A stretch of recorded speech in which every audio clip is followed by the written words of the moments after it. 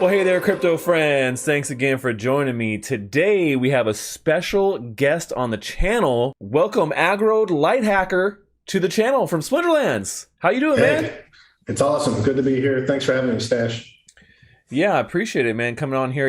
I've been playing a lot of Splinterlands over the last couple of years and really doubled down here over the last couple of months, and so we've been grinding. I created a guild a couple months ago. We've been grinding that together, and so really fun to have you on the channel here and just chat a little bit about you as a person and behind the man behind the man, and then get a little bit into talking about Splinterlands. But yeah, really happy to have you here, man.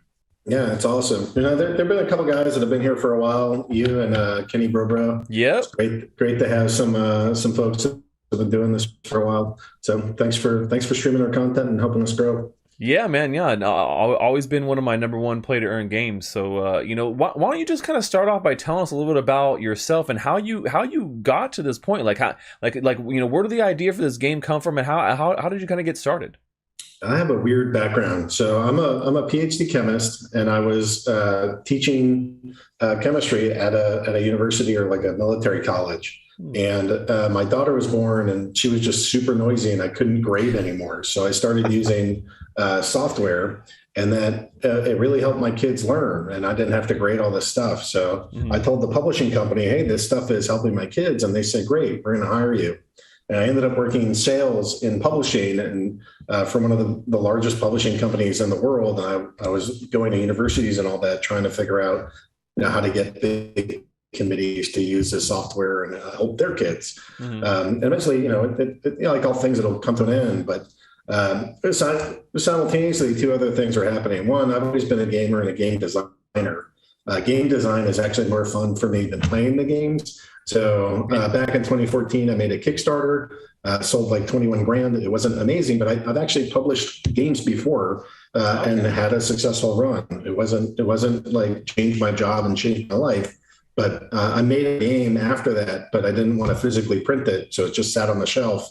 And that was part of the impetus for where Splinterlands got born. It really came down because I met my partner, Matt. And, Matt's an extremely talented developer, but his problem has been, look, I can make stuff, but nobody ever promotes it. And I don't know how to promote it. So it never goes anywhere. I can make the greatest game ever, but nobody buys it. And my answer is I can design the greatest thing, but without somebody to actually produce it and create it as software, I can't do anything with it. So the two of us met up. A match made in heaven. Yeah, CryptoKitties were booming, and he was the one that said to me, what we should do is make a game. And I said, funny enough that you should say that. I have one. I've just never published it. And we had to tweak some rules and change some things to make it Splinterlands ready, but that's what we did. Wow, that's cool. That's actually a really interesting, lead up to getting there.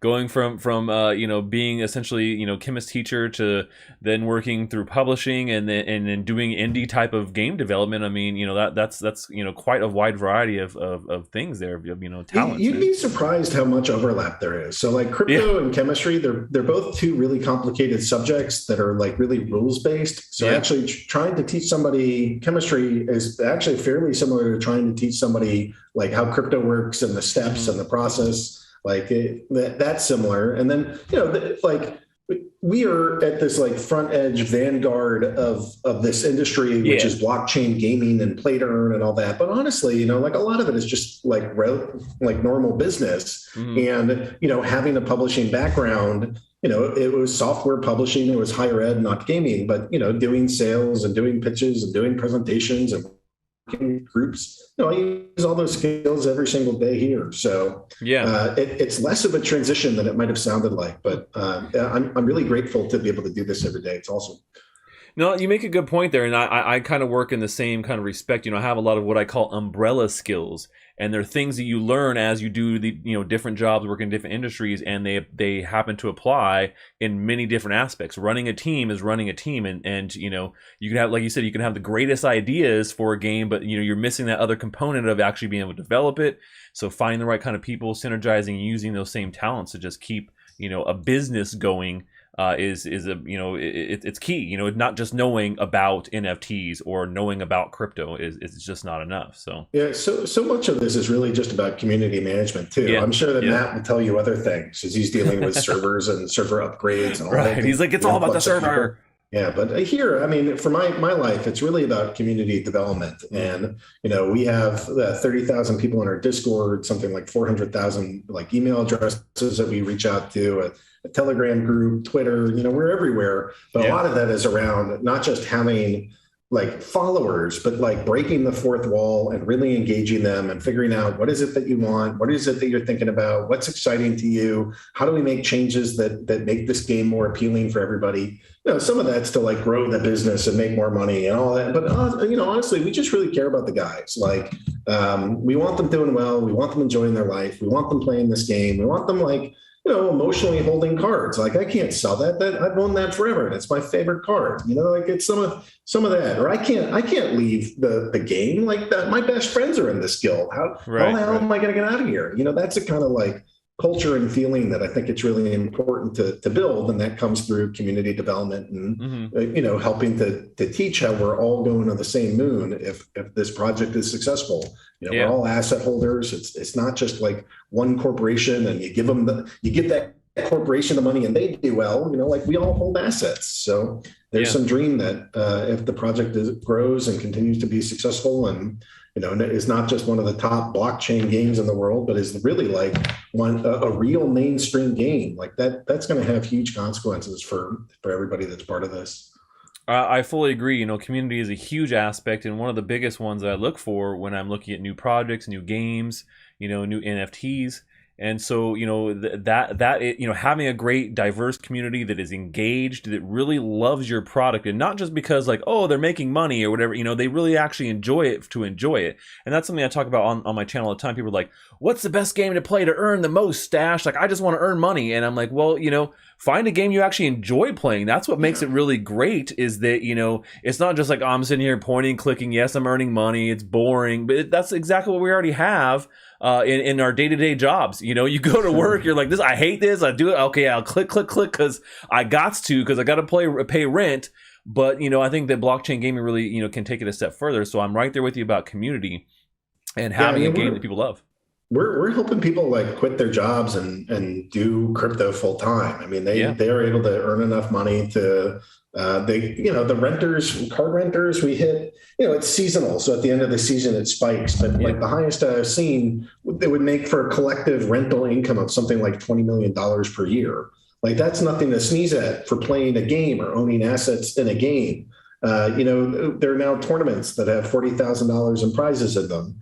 At the end of last season, we gave out $291,000 of rewards, roughly. I mean, it's no longer pocket change. This is like money where we're now getting to the stage where there's professional full-time gamers, full-time streamers, and people that share strategies that are doing this, and they're able to earn, some people are still piecing it together with some streaming income, sponsorship, blogging about it, posting about it, earning, fighting, and renting, and you string it all together, and you're like, hey, this actually isn't that bad of a life. And more people are able to do that. It starts with countries that don't have a lot of like earning potential in them, and they find, if you're middle class there and have internet access, you can make more money playing Splinterlands with a borrowed deck or a rented deck than you could as a doctor in some countries. So we're seeing that pick up, and at the end of the day, most people would rather just sit around at home and play video games all day than do some terrible job in a corporate life. Right. It would be, oh man, how horrible would it be to just have to sit around and play Splinterlands all day? Well, and that's the thing, is that a lot of people, they when I play this on stream, which I do every Wednesday, I'm playing Splinterlands on stream every single week. And I play it off stream all the time, but because we're building the guild and stuff like that, we have the secret stashers that we're building our guild, and people will come on and they see what we're doing and we're talking and chatting together, and they ask me, well, how much can I actually earn? Like, what is really the potential here? Because a lot of people don't really understand. They come from things like Axie Infinity, and they think, oh well, I all the money is not made up front. I go, well, there's lots of ways you can earn here. You're earning through the cards you own and the assets you own through the SPS airdrop. You're earning every match a little bit of DEC, right? So you're earning crypto on every match. Then you do your daily quests and you're earning a reward. So I mean, there's people I've seen and I've talked to in my community who have gotten things like gold summoners, Byzantine. One of my community members, and I hate him, but he pulled a gold Byzantine kitty out of a daily reward, like no joke. And I could not believe that. I'm like, you just pulled like a multi-$1,000 card. And so then you have your season rewards too. So there's so many different ways that you can play and earn in this game. And I think that a lot of people would just, maybe it's not so obvious from the beginning, but you're right. You guys have been paying out of trust. And that doesn't even talk about, like you said, tournaments and things that are being run by the community. We just dropped information today about the Stash Classic on Theta big one. that we're going to be doing in October. It's a big lead up with a bunch of, massive prizes. So there's so much going on in this community. It's so diverse. And I think that sometimes people, just can't take it all in. They can't take it all in. And so, you guys have made and this has been a long road. You guys started off as Steam monsters. You've transitioned. You've added tons of different bridges to different cryptocurrencies so you can pay and use those things and convert. And when it comes to features, in comparison to all the other blockchain play to earn games out there, you guys have just straight crushed it on features. I mean, in comparison to things like Axie Infinity, that people would say that's like the top of what people would consider play to earn. I mean, the amount of gameplay and features that you guys have brought to the table is, I would say at least tenfold. And you guys just continue to keep doing it. Yeah, we have some extremely talented developers, really, really dedicated people. My co-founder, Matt, I just think is an absolute genius. And, we're not challenged because a lot of our game is built in pretty common languages. So, we can find developers all over the world that can help us. And it's not, it's not some like secret code in Solidity that only like 50 developers know and you have to get one of them. It's like, it's JavaScript, it's Postgres, it's like things that normal developers know how to use. And so what we really look for is not like specialized talent, but just people that are gamers, people that love crypto, people that love gaming, and like can make good decisions around, how should this system work? And when does that do this? Or when you click this, what's that do? Like, people that are in that ecosystem and know it. We don't have to like handhold, which makes it so that we can produce new content a lot faster. Yeah, I know the players always want it faster than what we're doing, but Hearthstone doesn't have a tournament system, right? You can't play tournaments in Hearthstone. That's Blizzard. Like we had one for like a year, and we're a 3-year-old company. So there's some amazing things that we've done. I'm super proud of our game, and it's all a tribute to like Matt and the dev team. It's a small team, but they're really, really talented.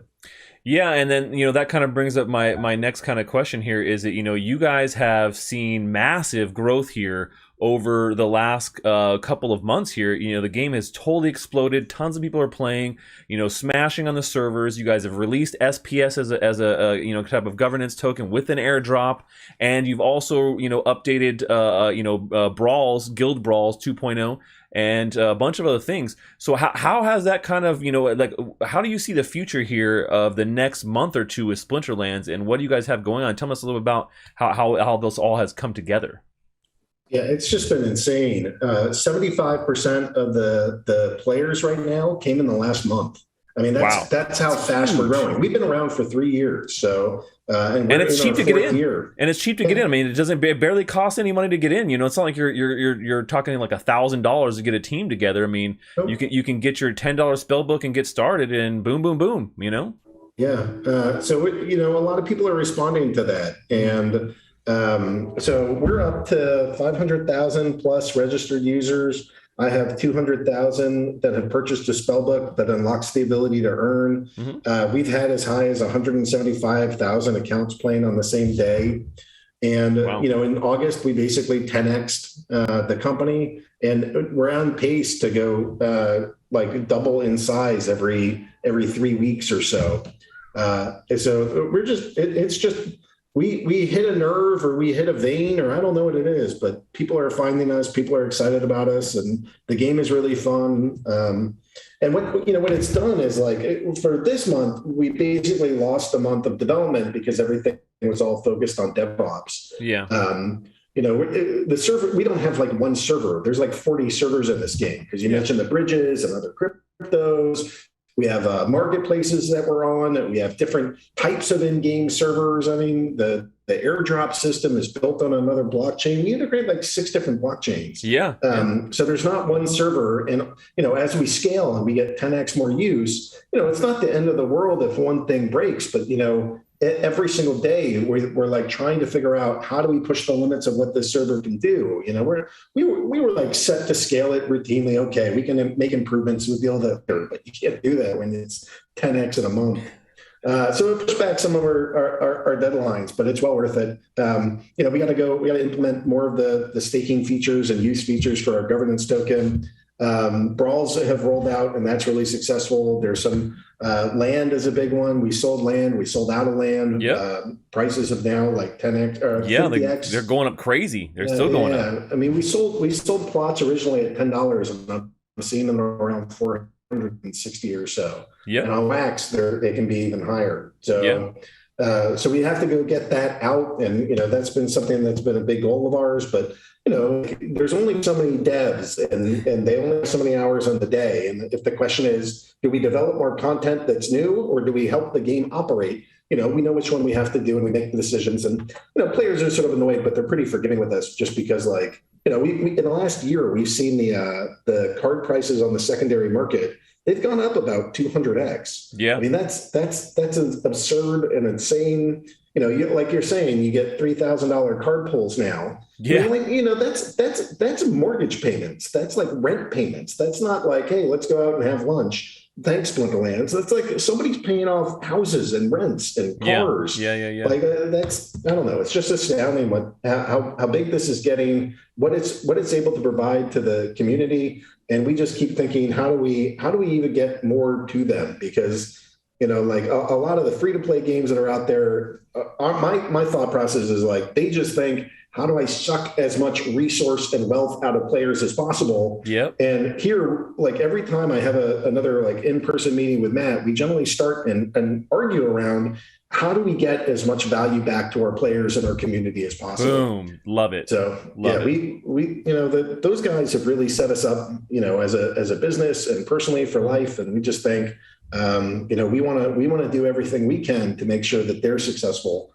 And like if I've always thought that if we can go help other people like generate income, we ourselves will do well. And I'm glad to see that philosophy has been working, because, like you said, people are coming here left and right. I'm now getting like a whole bunch of exchanges contacting us. I'm having these big businesses and big national brands that you would recognize contact us. Everybody wants to figure out, how do we, there's lots of ways to like build an NFT platform that is getting a little, not like standard. You don't see them everywhere, but people can build an NFT platform, but it's really hard to build an NFT game. And we're one of the few one of the few places that have a game that has a lot of engagement, and it's a lot of strategy. You play this like, we do commentary on this, and you can do commentary because it's kind of esports like, well, it looks like Matt Clark is going to go use a flesh golem. He's doing this here with the scarred llama mage, and he's facing off against the Lord of Darkness. Now we got to consider it, like, the cards, the people, the characters, the everything. You can talk about it, and because there's strategy and the skill sets, and I don't know. That's what we build here. Yeah, there's so much going on, and you're right. As far as NFT platforms and what people are out there building, it's easy to build some sort of like basic NFT something, but to really build a game that has a long-term viable economy and community, that is really the key that is incredibly hard. And I think we're even starting to see those issues with some of these bigger games out there that a lot of people play already, where the long-term viability of their economies and the way that they do rewards and things, they're not necessarily working out as good as maybe they had forethought. But I think Splinterlands has definitely, you guys have done a great job with thinking that through and proving it over the course of the last couple of years. I mean, like I said, this is like the original play to earn game. A lot of people don't realize that. I talk about all the time, like how old this game has been, how many years it's been around, and you guys are kind of like, the OGs of this space. And even when I found them, like, you guys were already, it was, with Steam Monsters, you guys were doing it already. And I started building my collection, but that was in beta. I mean, I wasn't even around for alpha stuff. That is so. And like Ken Bozak was the one who actually originally was like, hey, check out this game, and he had been in it since alpha. And so I got in, and I didn't have any alpha cards, but I definitely went pretty strong on beta. And so with the kind of building, like you said, there's lots of strategy to it, and it's all about also building up your collection. And so now with all these people coming in, the question I get all the time now is like, well, hey, when do we get new packs? Because the packs are sold out, man. How do I get new cards? I'm like, well, you got to buy them on the marketplace or whatever now, but new packs are coming soon, right? Yeah. So thanks for bringing this up. This was sort of the last thing I need to make sure that folks know is that we're getting ready for Chaos Legion. And Chaos Legion has been long awaited. We sold out of Untamed, and we sold out of Untamed hard. I mean, when that sold out back in June, like it was hundreds of thousands of packs got sold in just like a very short amount of time. All of our sales are sort of U-shaped in that, like right at the launch, it's super exciting. Everybody comes in, you're kind of in a little bit of a lull and it slows down. And then you get to the end and everybody just buys like crazy again. Yeah. So we've been sold out, and, that's been great for the players because, when our market cap rose, like literally $100 million in the last like month or two, like that helped the players. That went directly to them. Sure, that's us helping them make money. That's amazing. But part of our plan, like with land, we said no, we want this to be exclusive and rare. And now there are 150,000 bots and 175,000 active accounts. There's literally not enough land for everybody to have one. But we don't want that for the cards. We want cards to be affordable for new players to be able to join. And we're going to release Chaos Legion. We're working on the white paper now. So players will know what it is that we're doing, how many card packs are out there, what the timing will be, the pre-sale, how the pre-sale will work. We'll have some Kickstarter aspects to it. So, I'm really hoping that the highest spenders will be the ones that get to go design the legendary cards. Ooh. That'll be part of the airdrops. Oh, I'm on board with that, man. Yeah. We need some stash cards. We need some stash cards in there. Keep working with Zen Sports. It'll be possible at some point. There you go, man. So that's we're excited for it. It's going to be affordable, and that just means that the players, when they decide to jack up the price at some point, that so much of that earning will go to the community, which is what we hope for. Awesome. We want to make sure that our game does well and we can function as adults and, hire more developers and make other games and everything else. But ultimately, we really want the players to succeed. So keeping it inexpensive, we think, is a big part of letting new players in from all over the world, and also just growing our community. So these are good times. I think our pre-sale is still scheduled for to start in September. Maybe it gets pushed to October, but it's going to be in the next couple. It's in like 4 weeks plus or minus 2 weeks is my guess for where that is. Okay, perfect. Well, great, man. Aggie, thank you so much, man, for joining me here. As you guys heard, they're grinding this game. Everything is, in development. There's so many cool features coming, new packs coming in about a month's time. Do not miss out. If you are not in this game yet, you should be. Follow me on Wednesdays, and we can grind together in the Secret Stashers Guild.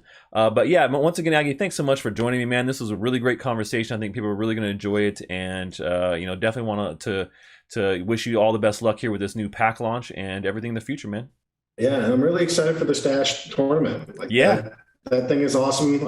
I like the Zen Sports setup. I like the qualifiers to get in, just everything about it. And then there's a big prize pool. I think it's $25,000 or $25,000 of the prizes. Crazy. Yeah, for playing a game. Just play this game and earn some money. Yeah. So anyways, folks can find us at splinterlands.com. Please go to discord.splinterlands.com to join us there. We're in Telegram too. That's Splinterlands HQ. And, come join our community. This is a fun game. It's a good brains game. We have a lot of great community leaders in there, and we're just waiting for you as a player to come join us. Perfect, man. Well, we'll make sure we put all the links in there below for everyone to check them out and go get into their social medias and everything, and follow them all across all the platforms. That's all we have for today, folks. Until next time, stash that crypto, friends.